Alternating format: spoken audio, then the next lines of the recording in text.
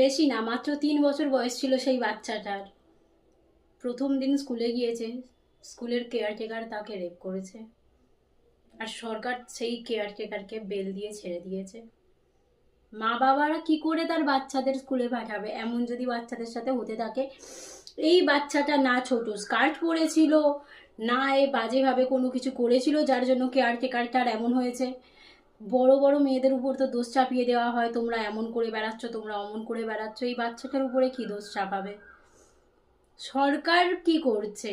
তাকে ছেড়ে দিচ্ছে, আর তবুও কিছু মানুষ না আওয়াজ তুলে অন্ধভক্তিটা চোখে মেখে রেখে তাদের সরকারের হয়ে লড়ে যাচ্ছে। লজ্জা করা দরকার। এই সব ব্যাপারেও যারা আওয়াজ তোলে না, সরকারের হয়ে আওয়াজ তুলে যায় যারা, তারা হাতে চুড়ি পরে বসে থাকো। একটা বাচ্চা 3 বছরের মেয়ের সাথে রেপ হয়েছে, আর সেই যে রেপ করেছে সে ঘুরে বেড়াচ্ছে খোলা আকাশের নিচে।